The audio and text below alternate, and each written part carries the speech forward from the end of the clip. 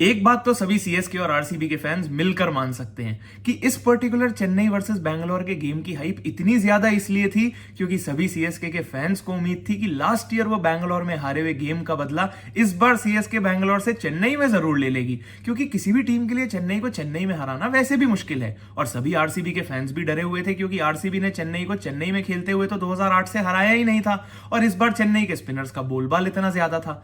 Confident थे कि बैंगलोर हरा जरूर सकती है, पर किसी भी क्रिकेट फैन को यह उम्मीद नहीं थी कि बैंगलोर इतना डोमिनेंटली चेन्नई को हरा देगी। बैंगलोर की डोमिनेंस तो पहली इनिंग से ही दिखाई देनी शुरू कर गई थी, जहां Philip Salt left right centre ground के हर तरफ सीएसके के हर बॉलर को बाउंड्री पे बाउंड्री लगाए जा रहे थे। तब ऐसा लगा कि पिच तो शायद बैटिंग के लिए बहुत आसान है, दोनों टीम्स की तरफ से शायद हाई स्कोरिंग गेम देखने को मिलेगा। पर विराट कोहली जिस तरीके से फंस के खेल रहे थे उससे ऐसा लगा कि शायद पिच तो फंसी हुई भी है, क्योंकि विराट कोहली की इंटेंट और माइंडसेट में कोई प्रॉब्लम नहीं थी। शॉट वो लगाना चाह रहे थे, पर शायद पिच की वजह से उनके बैट पे बॉल वैसे कनेक्ट नहीं हो रही थी, तो इंडिकेशन मिला कि नहीं, पिच तो फंसी हुई भी है। पिच फंसी हुई जरूर थी, बैटिंग के लिए इतनी भी अच्छी नहीं थी। वो तो बैंगलोर के बैटर्स की इंटेंट बहुत अच्छी थी जो आरसीबी इतना बड़ा स्कोर बना गई।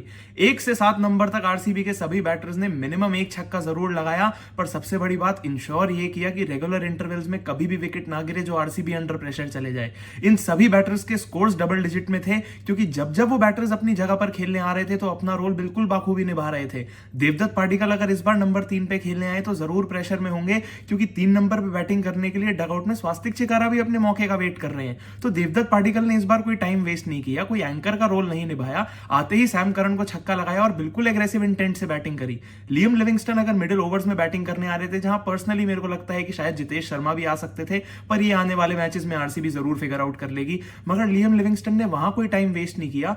सीएसके के बेस्ट बॉलर नूर अहमद को छक्का लगाया, उसी ओवर में एक और बड़ी हिट लगाने चले गए, आउट हो गए, पर कोई रिग्रेट नहीं था, क्योंकि उसके बाद सीएसके के फास्ट बॉलर्स ने आके डेथ में बॉलिंग करनी थी। और तब आरसीबी के पास टिम डेविड बचे थे, जिन्होंने ये इंश्योर किया कि जो अच्छा स्टार्ट फिलिप सॉल्ट और विराट कोहली ने आरसीबी को दिया था उसको बिल्कुल अच्छे से and Tim David last over में सैम करन को 3 छक्के मार के जरूर कर दे। अब अगली इनिंग में डरने वाली बात जरूर थी, मगर आरसीबी फैंस के लिए नहीं, सीएसके फैंस के लिए, क्योंकि आरसीबी के पास तो जॉश हेजलवुड है, जो अपने पहले ही दोनों गेम्स में ये इंश्योर कर चुके हैं कि आते ही अपने पहले ओवर में आरसीबी के लिए एक ब्रेक थ्रू निकाल के जरूर दें। पहले गेम केकेआर के अगेंस्ट क्विंटन डिकॉक को आउट किया, और वो विकेट कितनी इंपॉर्टेंट थी ये तो केकेआर के दूसरे गेम में क्विंटन डिकॉक की बैटिंग देख के सबको समझ आ ही गया होगा। सीएसके के अगेंस्ट आते ही अपने पहले ओवर में राहुल त्रिपाठी को आउट किया, उसी ओवर में कप्तान ऋतुराज गायकवाड़ को भी आउट किया। जिस कंट्रोल के साथ जॉश हेजलवुड बॉलिंग कर रहे हैं, 6 की 6 बॉल एक ही टप्पे पे डाल रहे हैं, अपनी लेंथ को ज्यादा वेरी नहीं कर रहे हैं, जो पेस और बाउंस जॉश हेजलवुड को अभी तक मिल रहा है इस पूरे आईपीएल में अभी तक किसी भी बॉलर के पास नहीं देखा गया है। दूसरी तरफ ये चेन्नई के कैंप में और टीम में और खासकर इस सीजन में चल क्या रहा है ये तो बिल्कुल समझ के बाहर है। अगर आप चेन्नई में खेल रहे हैं, टारगेट ऐसा भी नहीं है कोई 200 से ऊपर चला गया था, 190 में ही था, पर उसमें भी आपकी टारगेट को चेस करने की कोई इंटेंट तो दिखाई देनी चाहिए। अगर आपके कप्तान ऋतुराज गायकवाड़ आउट हो गए, आपके ओपनर आउट हो गए, 3 नंबर के बैटर आउट हो गए, इसका मतलब ये थोड़ी होता है कि आप टारगेट चेस हो ही नहीं सकता। सैम करन और रचिन रविंद्र जब खेल रहे थे तो उन्होंने भी कोई बड़े शॉट्स ऐसे ट्राई ही नहीं करे जिससे लगे कि एटलीस्ट आप कोई बाउंड्री मारना तो चाहते हो। जहां एक तरफ आरसीबी के सभी बैटर्स ने बड़े शॉट मार के मिनिमम एक छक्का तो मारा ही, वहीं दूसरी तरफ सीएसके के लिए पहला छक्का शिवम दुबे ने, जो 6 नंबर पे बैटिंग करने आए थे, 10वें ओवर में जाकर मारा। वो ऐसे एक लौते बैटर लग रहे थे जो इस टारगेट को चेस करने की इंटेंट से खेलने तो आए थे, और शायद वो भी अपने मन में जानते हो कि उनको कोई साथ मिलेगा ही नहीं, टारगेट चेज नहीं हो पाएगा, पर जो नेट रन रेट बचाने की और कम से कम रन से हारने की एक इंटेंट होनी चाहिए, वो भी सिर्फ शिवम दुबे ने ही दिखाई। और मैंने तो ऐसा कभी सोचा ही नहीं था कि चेन्नई जैसी टीम भी टूर्नामेंट के सिर्फ दूसरे मैच में नेट रन रेट में कितने रन से हारे हैं और कितने रन हमने बचा लिए, इस सब चीजों के बारे में बात करेगी। कप्तान ऋतुराज गायकवाड़ ने मैच के बाद बोला कि हाँ, मैं इस बात से सेटिस्फाइड हूं कि हम सिर्फ 50 रन से हारे तो हमारी नेट रन रेट को ज्यादा बड़ा डेंट नहीं मिला। अरे चेन्नई के बारे में ये तो हमने कभी सोचा ही नहीं था कि आप पहले आरसीबी से चेन्नई में हार जाएंगे, और अगर हार गए तो 50 रन के मार्जिन को आप कह रहे हैं कि ज्यादा बड़ा डेंट नहीं मिला होगा। कौन सी ऐसी टीमें हैं और कौन से ऐसे कप्तान हैं जो 50 रन से हारने पे सेटिस्फाइड होते हैं, और टी20 क्रिकेट में 50 रन कब से कोई छोटा मार्जिन हो गया। सीएसके तो अभी टूर्नामेंट का दूसरा ही मैच खेल रही है, आगे और भी गेम्स हारेगी, जीतेगी भी। नेट रन रेट पे तो अभी बहुत ज्यादा फ्लक्चुएशन होगी और जरूर आने वाले टाइम में वो काम भी आएगी, बट एक कप्तान, वो भी सीएसके के कप्तान से दूसरा मैच, वो भी हारने के बाद ऐसी स्टेटमेंट आने की उम्मीद कभी भी नहीं थी। और अगर कप्तान ऋतुराज गायकवाड़ को नेट रन रेट की इतनी ही चिंता थी तो रविचंद्रन अश्विन को महेंद्र सिंह धोनी से पहले आप बैटिंग कराने कैसे भेज सकते हैं?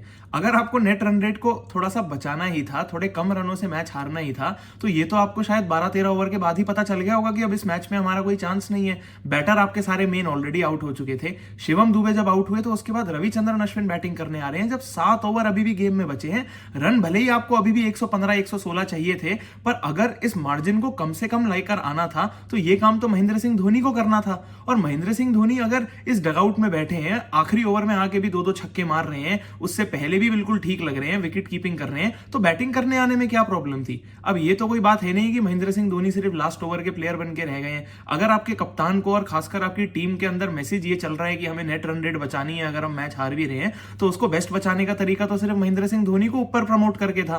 पर अगर वो आएंगे नहीं तो आने वाले टाइम में आपकी नेट रन रेट भी खराब होगी, क्योंकि शायद चेन्नई को अब ज्यादा चिंता मैच हारने जीतने की नहीं पर नेट रन रेट की है। चेन्नई सुपर किंग्स की जो ये अनऑर्थोडॉक्स अप्रोच पिछले सालों तक काम आती थी ना, जैसे अजिंक्य रहाणे को लेकर आए और उन्होंने रन बना के दिखा दिए, वो इस बार राहुल त्रिपाठी और दीपक हुडा को पिक करने के बाद काम में तो आती भी नहीं लग रही। क्योंकि दीपक हुडा, राहुल त्रिपाठी दोनों ऐसा लग ही नहीं रहा है कि अपनी कमबैक करना भी चाहते हैं। एटलीस्ट ये 2 गेम्स के बाद तो वो कंफर्टेबल नहीं लग रहे हैं। आने वाले गेम्स में शायद कमबैक कर भी लें, बट सीएसके के लिए साइंस अभी बिल्कुल अच्छे नहीं लग रहे हैं, खासकर जब वो आरसीबी से अपने ही घर पे एक मैच हार गए।